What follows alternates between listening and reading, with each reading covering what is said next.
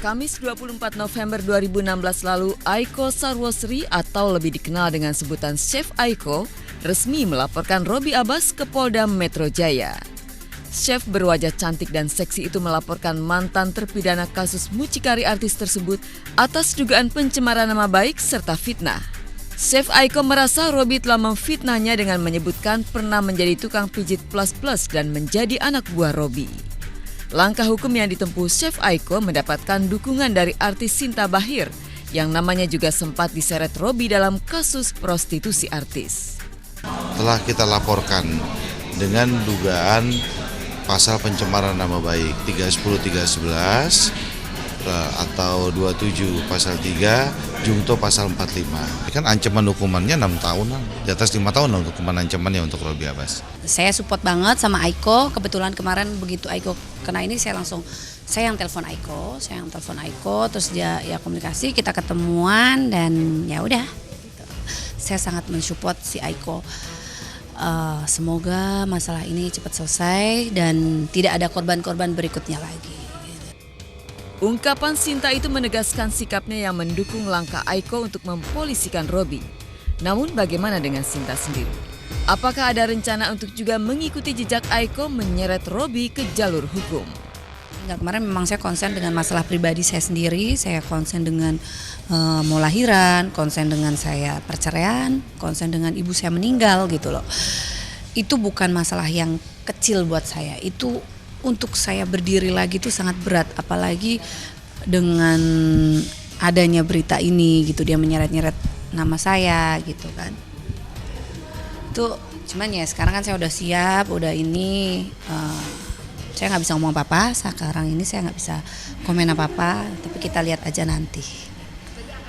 Robby yang divonis 1 tahun 4 bulan penjara karena terbukti sebagai pelaku dalam kasus mucikari artis, pasca bebas bersyarat, Robby mulai berkicau yang mengatakan bahwa Chef Aiko pernah menggunakan jasanya sebagai mucikari artis.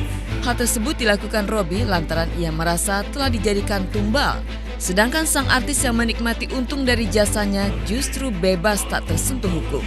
Ada beberapa artis yang namanya juga disebut Robby namun hanya memilih diam tidak bereaksi.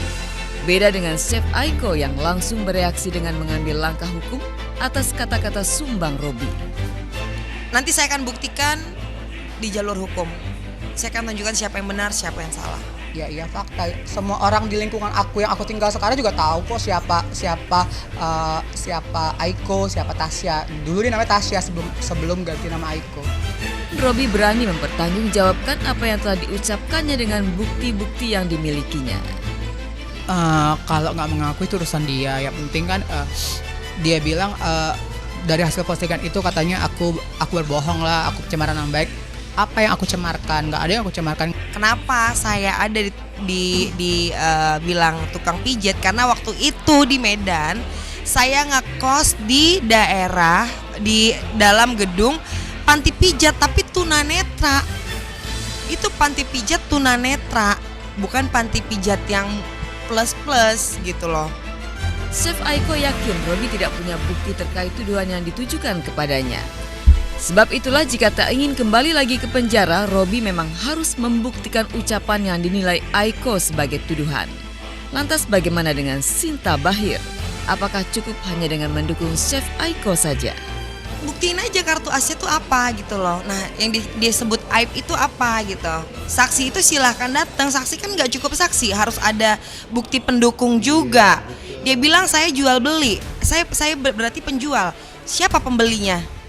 Kalau orang-orang yang saya kenal, apalagi saya sampai berani berucapan kayak gitu, ya berarti kalian udah tahu sendiri, bisa memprediksi sendiri dia seperti apa gitu. Tanpa saya jelasin lagi nanti dibilang saya ngejelek-jelekin orang lagi sini. Kalian kan udah tahu pekerjaan saya apa. Saya bukan artis, saya bukan penyanyi, saya bukan apa-apa.